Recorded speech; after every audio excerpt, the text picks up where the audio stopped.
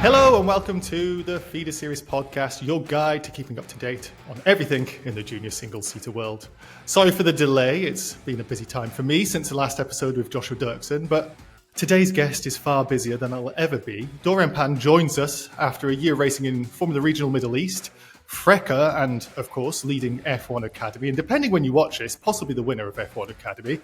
Doriane, thank you for joining us. How are you today? Hey, yeah, good, and you?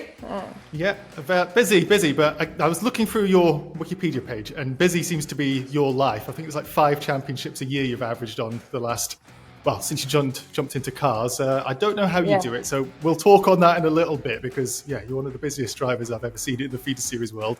And joining us again after the last episode, shortly after a move to F2 editor, Calla Kra-Caskey is back, and you're going to lend your expertise on the series that you covered last year, Calla. How are you doing today? It's been a little while since that Dirksen podcast. Yeah, I'm doing well. Since that, I've moved across the country, so it's 5 a.m. for me, so bright and early, but I'm happy to be here. Yeah, I'm just going to give a little bit of background for people who don't know. I'm currently in Asia. We've got Doriane over in Europe, and then Calla's over in America. So we're going really across the globe with this, but the wonderful bits of the internet lets us do all this. Just a quick one as well, of course, if you're watching on YouTube, please like, comment, subscribe. And if you are listening to the podcast, please leave a review. On the podcast platform you're listening to, it really does help us out. And we've got a lot of audience questions to get through. Doriane, you're a very, very popular guest we've got. But there's one question that I want to get to earlier before we get to them in proper. And this from Trimmer Shave via Discord. How is your name actually pronounced in French? They swear that they've heard it a billion different ways. So I thought it's probably best for me to ask this early before I make a fool of myself. So in French we say Doriane Pin. So pretty bad. And if I was to say English, you must get so many people calling you Pin, I'm guessing. But yes. Pin. It's Pin, the real one. Doriane Pin. And Dory is quite a popular name, like the, I guess, Finding Nemo character in a way, but it's my nickname in the paddock. And Pocket Rocket, all the other nicknames, you've got a lot of them. But let's talk a little bit about everything that's going on with your season, because like I said earlier, it's a big racing record. It makes me feel exhausted looking through it, because it's, single seaters this year, but before that you were mixing and matching, you're going over into the tin tops. F1 Academy takes you all around the world. You've just done FRECA at Paul Ricard. I won't mention the red flag crash, that never happened. And of course, at the time of recording, you were doing testing in Zandvoort, I think, the last week. Does life seem as busy as I read it? It's very busy, yes, since few years now, but I love what I'm doing. Obviously, I'm living my best life, testing everywhere around the world, so progressing, going through my career with obviously Mercedes next to me, and it's just fantastic to live all of that and racing in F1 Academy, leading the championship. So everything is going in the right way, and I love pushing my limits every day. So going at the gym as well a lot, and I like to keep me busy. Yeah, well, very, very busy. Can I ask, is this year seeming less busy in a way? I know you've got the winter championships that you do, but you've also done so much tin top racing, as I like to call it, but you competed in multiple championships a year, but this year's fully focusing on single seaters as far as I can gather. Does it make you feel more focused or anything?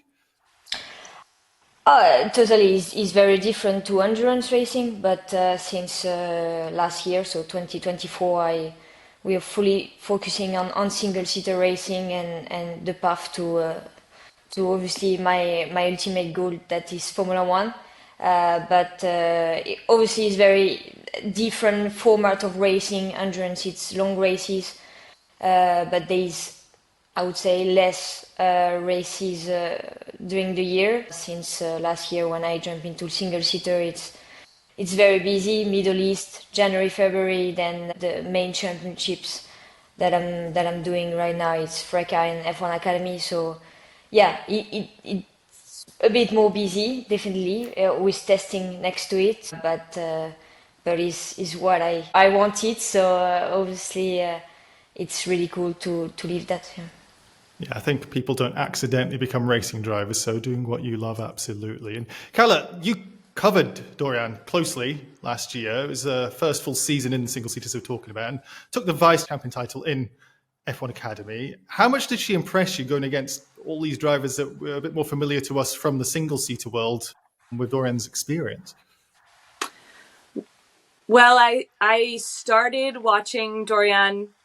I'd watched some endurance before, so I'd seen you there.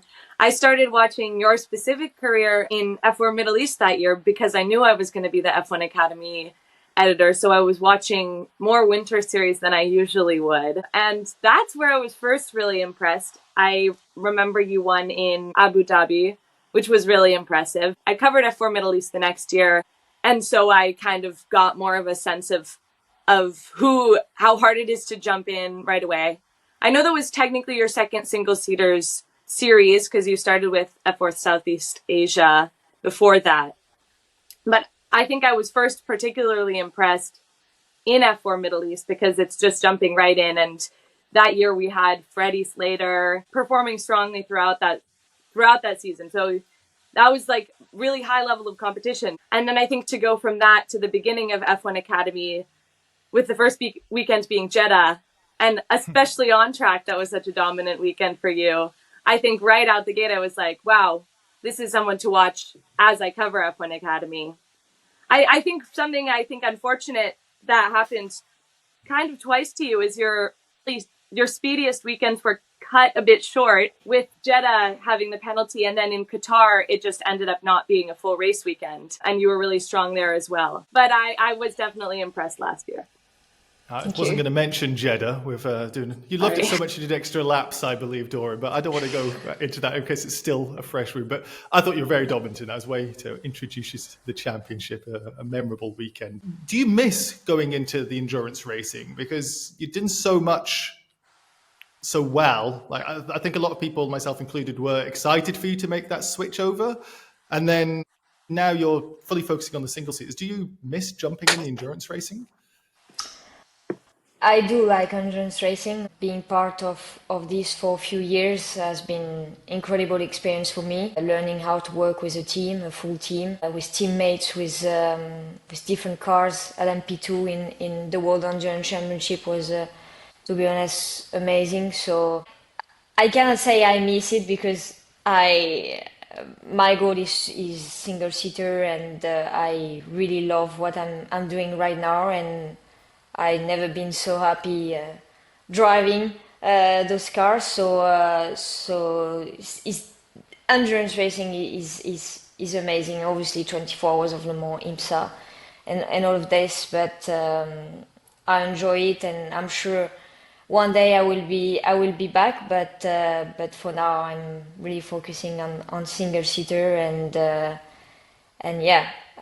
It's so much about perfection. It's so much about details. We are driving with the amazing drivers that is at the moment the best of the generation. So I'm always comparing to them and try to beat them, obviously. But yeah, it's just fantastic to be part of an F1 team as well, jumping into the single-seater side and being part of so much experienced F1 team. And me, I'm growing so much every day, so it's super cool, and I hope I will win some titles and win more races in single seater and keep going in the path of Formula One.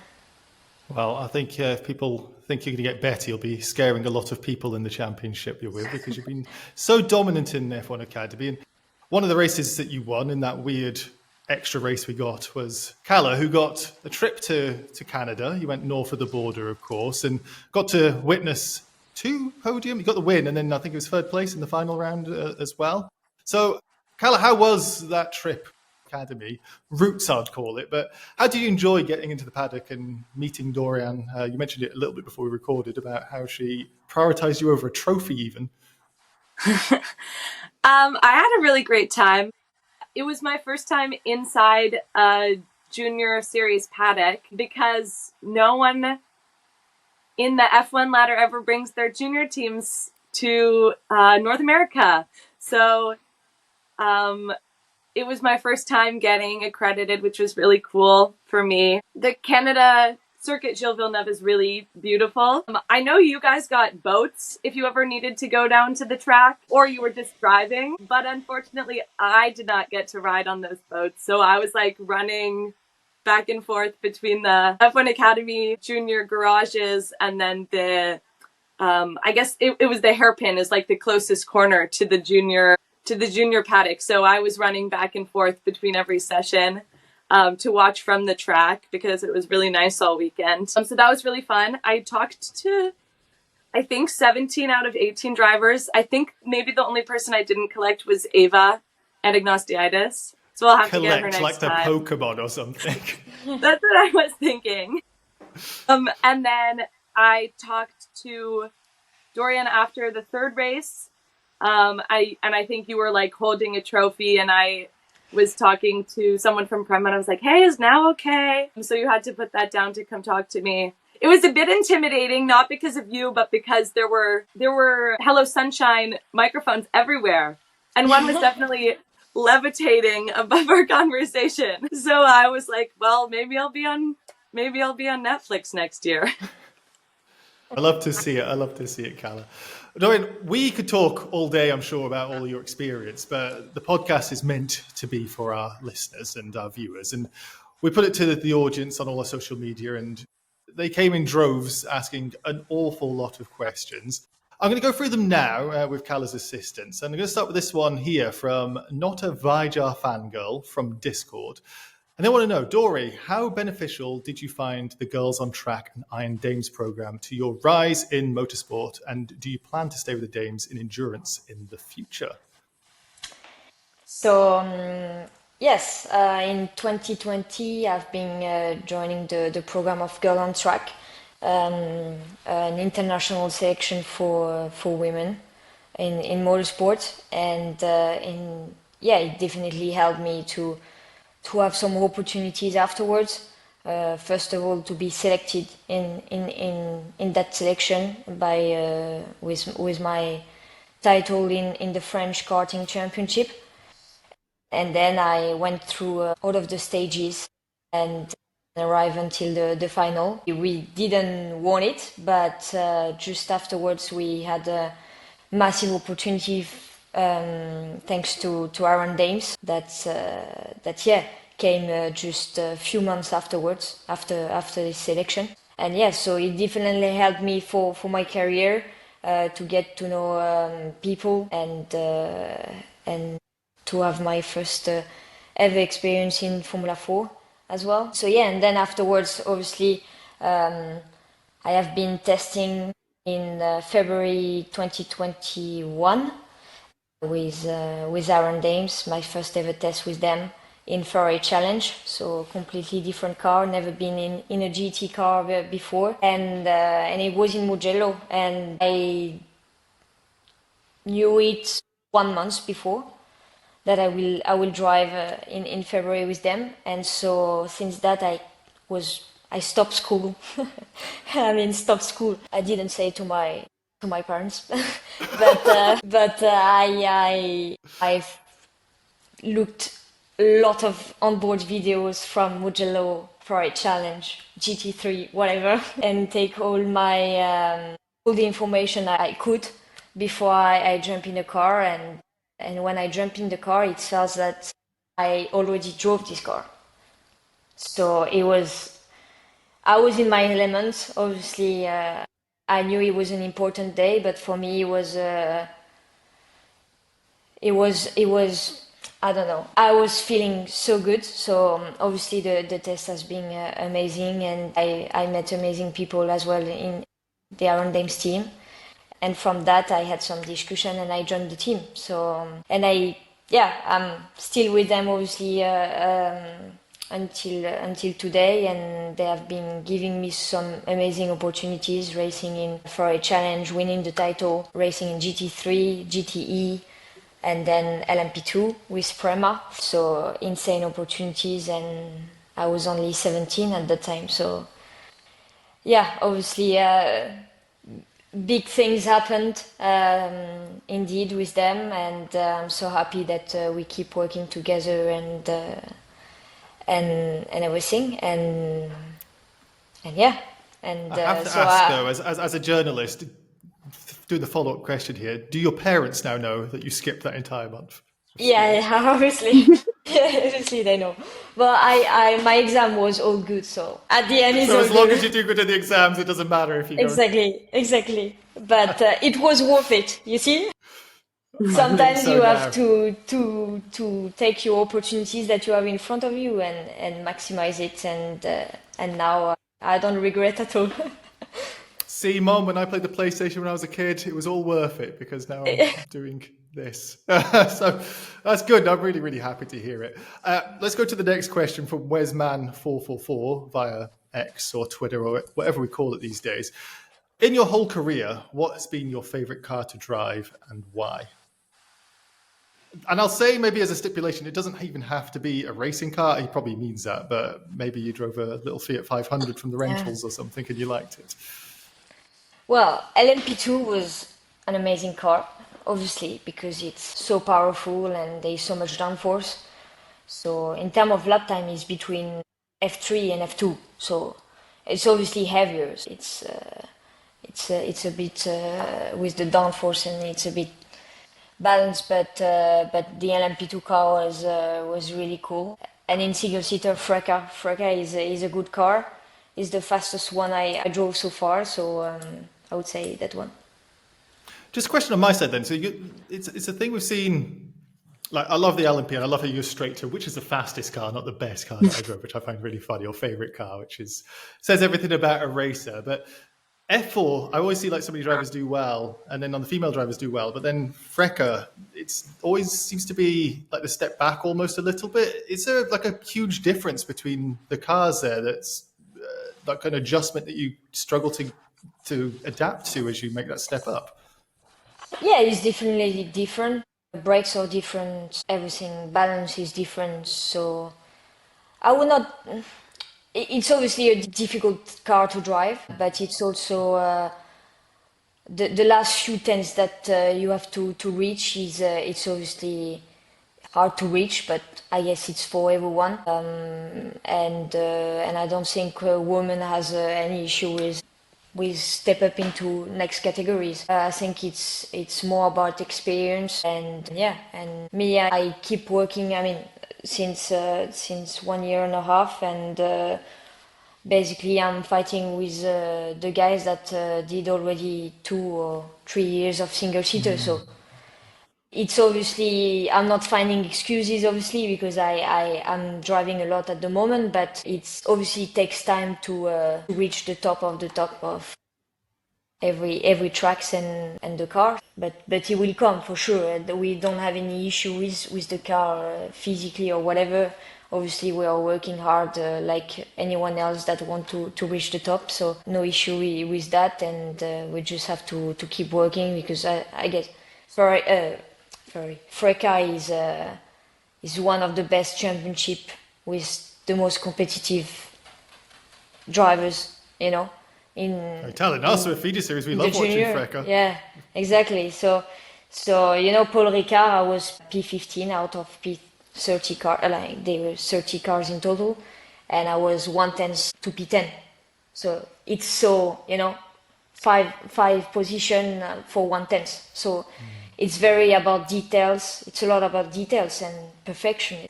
It's passionate. It has a driver, but obviously you always want to reach the maximum you can optimize at the moment, and but I'm sure it will come. We have these few more races this year, and I hope I will get to the top 10 and do some good result. Yeah. I'm sure you will. Calla, you've got the next couple of questions. I do. This is from Grid Pins via X. That could be you in that name. What are your pre-race rituals? So obviously I like to warm up. So I have a specific warm up that I'm doing with my trainer before jumping in the car, and yeah, I like to be active in the warm up. So like very dynamic warm up to feel ready. And then obviously I'm getting changed and go around the car and few jump, and then I jump in. And then I have from NN Rakin via Instagram. Outside of racing, what's your favorite activity to do in your free time? I like to do sport, obviously. So I like playing tennis, but outside sports, I play a bit of piano. I like to spend some times with my family as I'm not seeing them so much. So trying to maximize the time with the family and until the next race. Is there a lot of music in your family? I've heard, it's interesting. I get some answers to questions similar to this. Like my favorite one's Victor Martin, who says he likes cooking, which I always thought was really interesting. Yeah. But then, yeah, he talks about what he'd make me if I went around to his house. Like he's really into cooking. But music, is that something from your parents? My dad is playing piano, so yeah.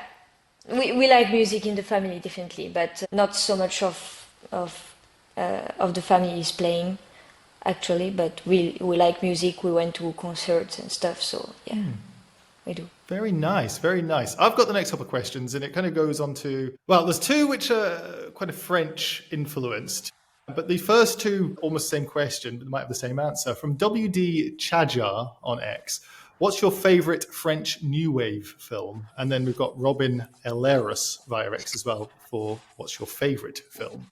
I don't know, actually. I like comedy French movies. So when we can laugh, it's good. But Yeah. I actually don't have. No. French Now new wave music or something instead, then you'd have an answer. Or maybe not with that face. no. I to be honest, I watch more international movies than French movies. So sorry about it. See, I was going to jump in and show off that I watched Amélie, which is French, and I watched Anatomy of a Fall, which came out a couple of years ago, which is very, very good as well. If you haven't watched it, I watched it dubbed or subtitles, I can't remember. So my French is non-existent. But a favorite film entirely. Then, if we ignore the French new wave one, is there a overseas Hollywood film? Any favorite film that you have? Rocky from the boxing, The first one. All of them. They're so good. The fourth one is good. The fourth one. I went to college in Philadelphia, so that's like where that was all happening. On the museum with the step. I went to college right there. Yeah, okay. That is so cool. That's so cool. Yeah, so it was near my school, and you can go to the museums for free. On certain all days. The tourists running up doing the Rocky thing, because that's the only thing I'd want to do if I was nearby. People do, I think, do that, yeah. That's on my bucket list now. I'll be all over that. That's great, Carl. I didn't know that. That's really cool. Let's follow on to this one, because this is kind of ties into, I don't know if it's comedy necessarily, because I don't know what he's done. I did a bit of Wikipedia, but at V5TSN, Vetsen, I don't know what I'm trying to spell, Vetsen via X, I need to know her opinion on Alain Chabat. Is that how I pronounce it? The guy who, I know when I Googled it, he did Shrek in French. Yes. The French voiceover. Yes, it is. It is Asterix and Obelix. So he's a good actor, obviously. Yeah, he's in a lot of French films. So yeah, he's a good actor. Yeah, good actor. Is it comedies as well? You said you like comedy movies. Is one of your favorites? He's doing. Yes, yeah. I don't have the names on, but yeah. He's doing a lot of films. Sorry, I'm not. No, I didn't prepare these questions. No. Well, it's the best way to get the answers out of you. And then Calla's got a lovely French question as well here, away from movies. You'll be happy to hear. Okay. Yeah, go for it. Sneck23 on Discord says, since France is well known for its pastries, do you have a favorite French pastry? Yeah, of course. All the pastries are good, so. But pain au chocolat is the best. The best, for sure. Do you know Okay, what? When and I first went to France, sorry, Calla, when I first went to France and I didn't believe it was a stereotype, I looked out my hotel window and just everybody walking around with baguettes in their bags. And it's like, this is exactly what you see in the Yeah. movies. But you Yeah, guys but love it's bakeries. real. It's real. It's real. Like every morning we go to the bakery and we buy baguette and then we have fresh bread for the breakfast with jam or whatever and or Nutella. This is good. And when do you have your pain au chocolat? But in the morning as well. You change a bit sometimes, but we definitely like pastry, yeah. Yeah, there's so much bread in the morning, so much baked Yeah. goods. Sorry, Calla, I just needed to verify this baguette obsession, which is completely accurate. so this one's also from Discord. Ryugan wants to know, outside of races, what's your favorite hairstyle that you use? Do you keep your hair up in a ponytail? Just I see it's down right now, so I'm assuming that. Exactly. Yeah, I'm always like this. Like in the racetrack, I don't change so much to be honest. But do you have to put it up to put it under your helmet, right? Yeah, no, not up, down, but like a tail down. Sorry, yeah, I Yeah. Yeah, put yeah, it but in for low. obviously, yeah, exactly low. But obviously, when I'm doing some sport, I touch them down. Okay, one more. This is from Bensal Hype Train, also on Discord. Who gave you the nickname the Pocket Rocket? So it's Sarah Bovey, my teammates for years in endurance. So basically, we were racing in Le Castellet, I think, and for Michelin Le Mans Cup, and she was first in the car, and I was finishing the race, and we were battling for podium for first podium together. And I think when she gave me the car, we were P4, and obviously we were catching P3, and we absolutely want to do our first podium, and we were quite competitive. So obviously we were catching it, and we were like for the last 20 minutes of the race, we were fighting with a Porsche factory driver to fight for P3. And she was in the interview and she said she's so tiny but she's so fast. So the little pocket rocket will take the P3, I'm sure. And we took this podium and we celebrate. Was really cool. And from that, everyone is calling me pocket rocket. So I definitely like it. So it's so good. But thanks, Sarah. She's quite tall as well, so I imagine the seat had to move quite a bit. Yes.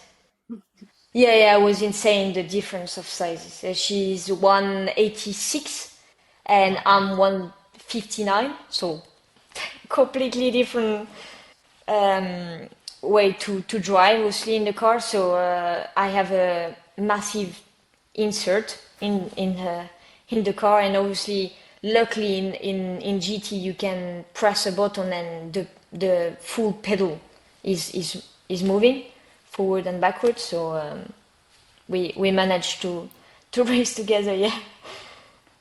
As a tall person, you short people in karting are the worst because you have like such benefit on the weight that you. Oh, I find it so much No, so frustrating. Yeah, we are all in the same no, weight.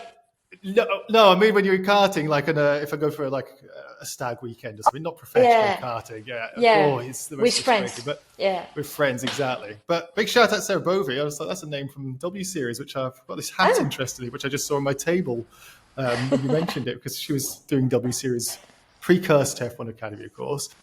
yes. Speaking of other series, Bear Toletto via X as well.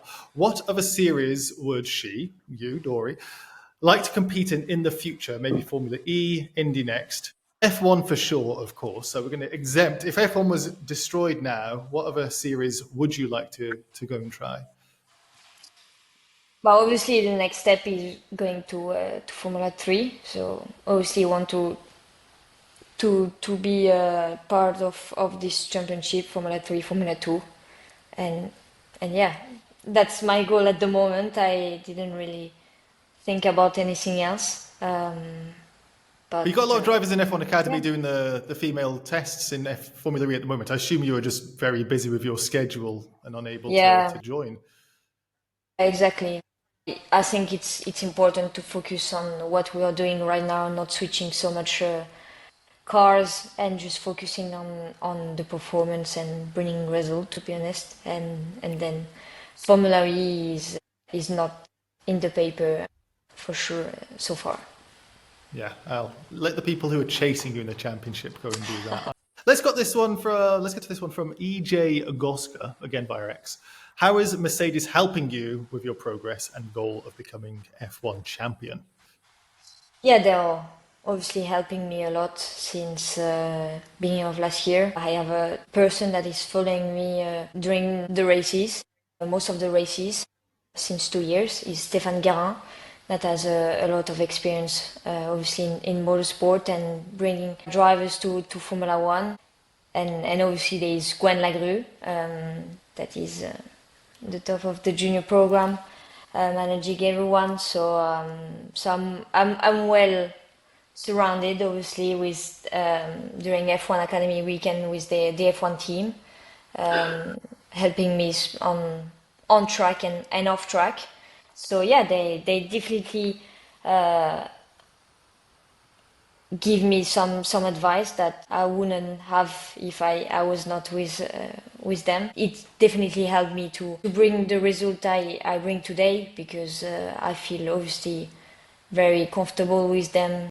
It's a second family, and yeah, I'm learning so much. So it's all benefit for me, and I'm sure, and I hope I will manage to have some good result and with them in the future, yeah, and this year. Can I ask again on my side as well, a question which wasn't from them, but like, how did the relationship start? Because I spoke to Leah Block, and it was like, I got this call from, I think it was James Vels, to say, oh, would you be interested? And I'm always curious, how does that relationship start from nothing? Because the big one always for me is like, how did you get my phone number?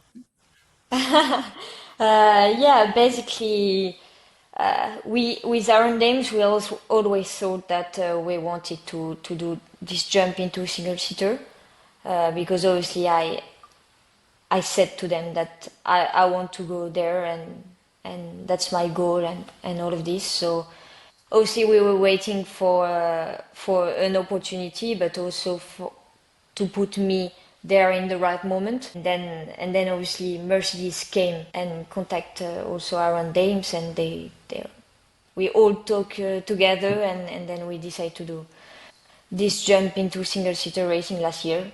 And yeah, it's like this. And then we decide to do obviously two series mainly during the year, to drive a lot, to be in the car a lot, and to catch up a bit what what we didn't had in the last few years. But yeah, so far I had a lot of opportunity, like driving in F4 CEA before to prepare F4 UAE, and then F4 UAE 5 race weekend, a lot of races during the weekend, 3 races during the weekend. So it's plenty of track time with as you said, Calla, with on the grid as well, like Freddie, that is obviously the one that we are looking at the moment. That is the reference everywhere he goes. So it's obviously it was amazing to get ready for the F1 Academy Championship, also for FRECA. So plenty of races, yeah, and it's good. I have a question from Cats on Track on X, and they ask, what is the race she's most proud of in her career thus far? I think it's the one you have talked about, Abu Dhabi F4 UAE, yeah, the round 4. I think I won the first race. I'm very proud of this one because it's I put a lot of work, and obviously the grid was so competitive, and we were a bit, trying to find the pace the round before, and then we put everything together and we did the pole overall. So it was incredible. For at that point I didn't realize, because obviously I was focusing on my driving and stuff, but when I heard the radio and he said we are in pole, we were like, that's incredible. and I wanted that, but when you come to a new series, you obviously want to win every races you're doing. But I knew it was very competitive, and I knew it would take some time, to find this this performance. And we worked so hard, and we did it, and then we won the race, a night race, so also very special. So yeah, and then receiving a WhatsApp message from Toto that congrats me for the first win. So was to be honest really incredible, and from that I wanted to do all the pool. I have a question about that one. I remember, I think it was maybe Kia Nakamura jumped the start and finished on track ahead of you. Yeah. And I think I remember it not getting sorted out for a while. So something I've always wondered is, when did they tell you won? Because I think when the penalty came out, it must have been like 2 a.m. where you were. Yeah. No, it was not 2 a.m. It was midnight, I think. It wasn't? Okay. Yeah, but the same day. But I was in the bed, and I was just receiving the message, we won the race, it jump start. And I was like, I knew it. but yeah, obviously it was another team that report this, and then and it definitely jumpstart the race. Another win, but obviously we were quite close to each other during the race. But when you're driving in the same pace with always like this, sometimes you cannot find the opportunities to overtake. Even if I thought until the last lap, the last corner, I would have an opportunity. But yeah, we were definitely, like, I think the top 10 was so close. Mm-hmm. We were all wheel to wheel, and so we were competitive, and we were performing very good with all the references we had during this championship. So obviously not winning, crossing the checkered flag first, but if he wouldn't jumpstart the race, I think we would have P1 on track. I'm on your side. Thanks. Okay, I have another one. This one is from Trimmer Shave on Discord. They want to know, how recognizable are you in public outside of racing events? And do you have any interesting fan interactions that you'll remember for a while? Since Netflix is out with the first F1 Academy season, obviously I had more visibilities, and it helped me to have more fans and people follow my career. And it's so great because I receive so many messages every day from little girls or the parents that tell me such nice things. So but yeah, some people recognize me when I'm in the city, so sometimes everywhere I go, because I thought it was only in France, but I went to England at one point for an event, and they recognized me in the city, in the middle of London. So I kind of realized the impact of everything. And obviously F1 Academy is, everyone knows about F1 Academy now. It's big visibilities, but big opportunities for women in sports, and it's such a great opportunity to be part of it. And the thing that I remember the most is dad with her daughter that is 6 years old, and he was telling me she's shy, she's shy, she's hiding behind me, but you're a big inspiration for her. School was difficult for her, but now when she look at your races, she is more than happy, and she's so happy, and she want to do like you. You're changing life. And so for me it was so beautiful, because when you love something, you share the right emotion and the right story to people, and people are feeling it. And this little girl was really feeling the same emotions, and obviously she want to race and want to be a race driver one day. So I hope she will become one. Yes. Yeah, we'll be covering her one day. That's amazing, Dory, to be inspiring people like that. You don't know how your interactions can completely change your life. That's amazing. Really nice to hear. Maybe one day they'll answer your name to this, but we've got Gork via Discord, and they want to know, who is the most famous person you have as a contact on your cell phone? George Russell. I thought it might be something like a Russell or a Hamilton or a Toto or something. Yes. So I was going to put the stipulation after, out of motorsport. Atto. Alan Shabat. No, I don't have it in my phone. No. I don't know, actually. Okay, well, what if I go outside of Mercedes to make it a little bit easier and outside of the Prema and Iron Dames family? I don't know. George Russell is going to have to take the answer to this. Yeah, sorry. Obviously Toto as well, but I don't know. Sorry. And Jim's probably third. I don't have Dory's number. I'm not from Mercedes. I do the proper channels, but thank you, Calla. I appreciate the compliment. Dory, you've been so kind of your time. I have to get this final question out, which is one of the favorite ones we get from Feeder Series. This is Ruby who asked it this time. What color is your toothbrush? Green, like the Mercedes Junior color. Is it actually Mercedes green? Yeah, it's the Mercedes green. That's why I choose it, you know. You know what? Calla can attest to this. Last time we had Joshua Dirksen on and he had the Paraguay colours on his toothbrush. So some sort of, I don't know, subconscious patriotism or affiliation with toothbrushes. It's very, very interesting. Listen, Dory, thank you so much for joining us. That's all the time we have this episode. I know you're a busy, busy person, as we already went through. Thank you to everybody else for watching and listening as well. And you, of course, Calla. If you're watching on YouTube, please drop a like on the video, leave a comment and subscribe to us. It all really helps us out. And if you're listening, leaving a review on the podcast platform you're listening on is greatly appreciated.